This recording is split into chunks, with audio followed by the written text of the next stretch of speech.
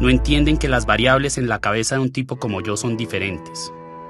Que uno a los que mata los tiene que ir enterrando también en la cabeza. Nosotros, los paramilitares, tenemos un horno crematorio entre los sesos que se encarga de chamuscarlo todo. Cada mirada antes del balazo, cada grito de dolor cuando necesitamos sacar de alguien información clave para la organización.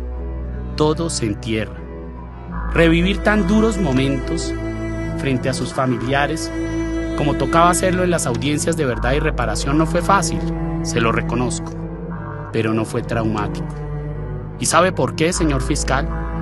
Se detiene un instante afanado, como si fuera solo una parte del protocolo antes de continuar hablando. Porque uno ya sabe por qué lo hizo. Y la historia nos ha dado razones para saber que estuvo bien. Por eso ni siquiera las fotos de las mujeres y los niños que me ponen de presente en las audiencias me han impedido dormir en paz. Vuelve a parar el discurso antes de darse la vuelta y seguir hablando con su diálogo uniforme, que parece sostenido por el mismo bastón sobre el que descansa la mitad de su cuerpo.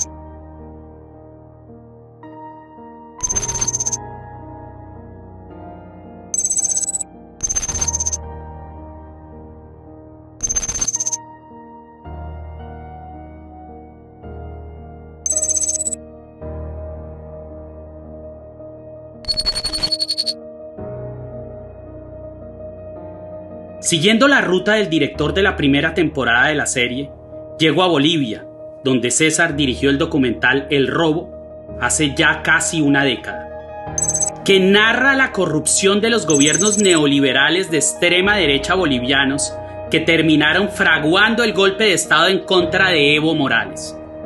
Esta es la génesis de la red de poder que amarró las fotos de los personajes que viven entre mis guiones. Hoy los hilos de la historia miden kilómetros, atraviesan ríos, valles y montañas, cruzan fronteras y caminan entre las selvas hasta llegar a Colombia, y desde Puerto Príncipe, La Paz y Cochabamba aterrizan en este corcho donde está pintada la cara del Matarife. Directamente relacionado con la sociedad norteamericana CTU Security, representada por Antonio Emanuel Itriango, perteneciente a la extrema fascista venezolana, quien sostenía relaciones de abierta amistad con Álvaro Uribe e Iván Duque, y quien, como principal directivo de la empresa, firmó los contratos de los mercenarios pertenecientes al ejército colombiano que dicha sociedad mandó a Haití a matar al presidente Jovenel Moisés, a quien asesinan precisamente después de haber ejecutado una operación de rastreo y ubicación de políticos y empresarios haitianos que trabajaban para el narcotráfico. Son hilos muy sencillos los que ya están en conocimiento de la DEA. El gobierno colombiano de Uribe es el más poderoso de los carteles de la cocaína. Algunos de sus contactos y socios estratégicos estaban en Haití y es obvio que si los capturaban se destaparían nombres y rutas. ¿O por qué terminaron sargentos, capitanes, tenientes y soldados profesionales colombianos enviados por los panas del Matarife de paseo sicarial por Haití? Estos mismos militares hacía unos meses habían ingresado a Bolivia contratados por el exministro de Defensa Fernando López, que hacía parte del gobierno neonazi que le dio el golpe de Estado a Evo Morales. Yanine Áñez fue la boliviana que se tomó el poder y quien fue nombrada presidenta de la diminuta Hermandad Blanca en Bolivia, encargada de aniquilar, despojar y someter en nombre de las banderas cristofascistas a las comunidades indígenas ancestralmente propietarias de la tierra y del agua. El esposo de la presidenta Áñez era el político conservador colombiano Hernando Hincapié, caballista como el señor Masacre y quien se presenta en Twitter como tolimense, chaparraluno y ferviente uribista. Hincapié tiene un pasado untado de cocaína que le valió una investigación por tener nexos con el cartel de Cali. Su señora, la presidenta Áñez, que le arrebató el poder al pueblo indígena, determinó las masacres de Sencata en el Alto y de Sacaba en Cochabamba, además de ordenar reprimir las protestas de indígenas de forma violenta y desmedida tras el golpe de Estado del 10 de noviembre de 2019. Aquí, compañeros, está muerto este compañero, este amigo, miren cómo lo han baleado. Población conmovida por la muerte de 5 manifestantes. En Sacaba, familiares y allegados despidieron los restos de los fallecidos durante los enfrentamientos con las fuerzas de seguridad en una marcha de cocaleros que apoyan a Evo Morales. Ellos acusan al gobierno interino de ser responsable de las muertes. A esto te llamando con gracia. Así matándoles como cualquier cosa. No son números, son vidas. ¡Vamos! ¡Vamos! ¡Están matando!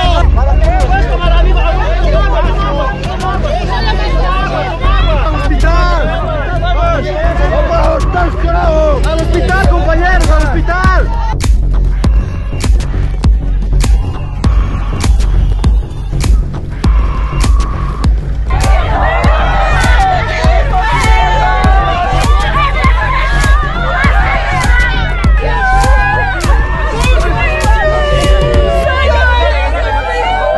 Están disparando en la extranca. Tantos muertos que hay, están botados como perros ahí los heridos.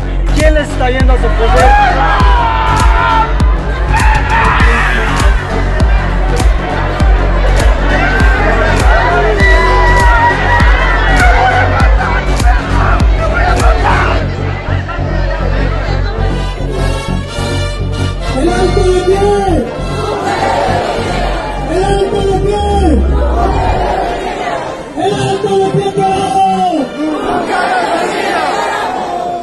Precisamente por esos días en medio de la toma, Hincapié, el chaparraluno casado con la naciente monarca boliviana, desde Colombia en el Tolima, buscaba a Guillermo Botero, el Führer Croyo, basado incondicional de Uribe, que en el momento obraba como ministro de Defensa en la corte del presidente Duque, que fue retirado por ordenar el bombardeo y posterior masacre de varios niños en una zona de conflicto, y que hoy, como tantos militares homicidas implicados en desapariciones y falsos positivos, fue premiado con una embajada en Chile. Vemos entonces en Bolivia las manos cochinas del Matarife untándolo todo de sangre y violencia. Y si en Bolivia llovió, en Colombia el granizo descalabró cabezas. En el mundo entero las protestas han dejado heridos y cobrado algunas vidas cuando la fuerza pública se excede al reprimirlas.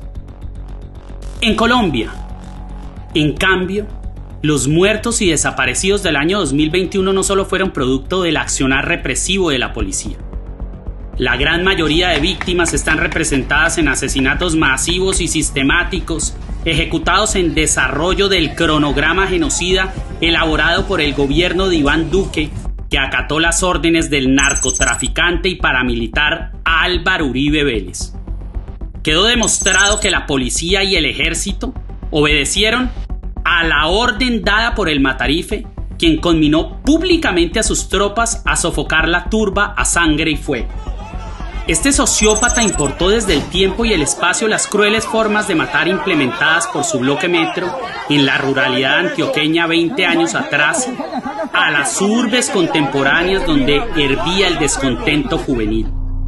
Lo mismo que hizo Doble Cero, el comandante paramilitar lugarteniente de Uribe, con los jóvenes del oriente antioqueño en los 90, lo repitió la policía y el ejército en el 2021 con los muchachos inocentes que salieron a las calles a reivindicar el más sagrado derecho que tiene un joven: el derecho a soñar. A las 8:51 de la mañana del 30 de abril del 2021, 2 días después del estallido social, la cuenta de Twitter de Uribe Vélez se manifestaba de forma imperativa. Apoyemos el derecho de soldados y policías de utilizar sus armas para defender su integridad, para defender a las personas y bienes de la acción criminal del terrorismo vandálico. Las palabras del Matarife son reverentes plegarias que siempre traen buenos muertos, como él los llama. Esta vez fueron miles de jóvenes los que terminarían asesinados de las maneras más brutales tras la planeación y puesta en marcha de una serie de acciones coordinadas entre las fuerzas del Estado y los grupos narcoparamilitares. El ministro de Defensa, Diego Molano Aponte, y el general Eduardo Enrique Zapateiro Altamiranda fueron las caras visibles de la matazón que inició el 28 de abril, el primero de los días en el que el pueblo empezó a manifestarse. El hedor de Álvaro Uribe impregna el ambiente y poco a poco la cara de la muerte va tomando forma hasta convertirse en uno de los genocidios más devastadores de la historia latinoamericana contemporánea. Como es costumbre, cuando media el Matarife, las víctimas no solo son cuantiosas en número, sino en brutalidad. En medio de la piñonería criminal de su aparato, encontraría este par de funcionarios de corbata camuflado y alma paramilitar. A Molano, el ministro de la guerra fratricida, ficha directa del señor Masacre en el gabinete de Iván Duque. Al igual que su predecesor Guillermo Botero, también le gustaban mucho los bombardeos. A sabienda de la presencia de menores en el lugar, el ministro ordenó el tirar bombas sobre un territorio perdido en las selvas chocuanas. Ese día perecieron entre las brasas de la explosión 4 niños. Son máquinas de guerra. Dejan de ser víctimas cuando cometen delitos. Y no estamos hablando de unos jóvenes que no tienen conocimiento pleno. Fueron transformados y convertidos en máquinas de guerra por esta organización. Con esas salió el ministro, emulando las palabras del paramilitar Carlos Castaño, que, iniciando el milenio, justificó el asesinato de menores en las masacres cuando aquellas tenían algún vínculo con la guerrilla. El general Zapateiro, por su parte, fue promovido a jalonazos por Álvaro Uribe durante su carrera y llegó al cargo de comandante general del Ejército Nacional con 2 muertos estampados en sus medallas. El militar, gran admirador de Popeye, el sicario preferido de Pablo Escobar, a quien le rindió honores el día de su muerte con unas emotivas condolencias públicas, había sido investigado por el crimen de Jorge Eliezer Hernández. Haya pasado en su vida lo que haya pasado, el Ejército Nacional, en cabeza de su comandante del ejército, que estuve también comprometido en la lucha contra el narcotráfico en ese año 93. Decirle que lamentamos mucho la partida de Popeye. Un campesino asesinado por el ejército y al que también le pusieron las botas antes de hacerlo pasar como Tomás de los guerrilleros, que terminarían llenando las estadísticas de lo que en Colombia ya todos conocen como los falsos positivos del Matarife. Este bulloso general que a grito herido le ordenó a las fuerzas del orden liberar las ciudades de molestos manifestantes y que después de las matazones salía sin pudor alguno a felicitar la crueldad de sus hombres frente a las cámaras, según los familiares del difunto, Zapateiro, años atrás, de capitán en una brigada antioqueña, estuvo involucrado con la desaparición y muerte de Jaime Enrique Quintero Cano, un soldado raso insubordinado cuya corta vida le alcanzó para engendrar a quien hoy es una gloria del fútbol nacional, Juan Fernando Quintero, ágil y dúctil volante de la Selección Colombia.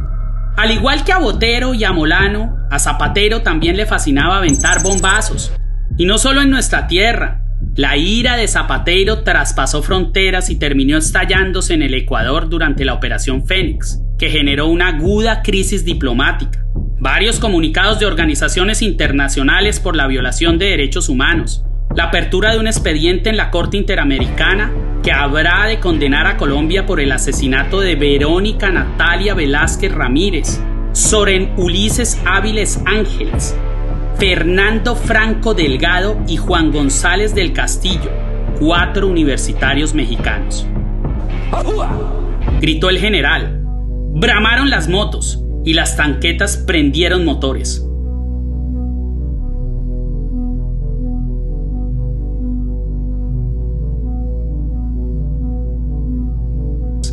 Con pistolones al cinto, las fieras habían salido a cazar.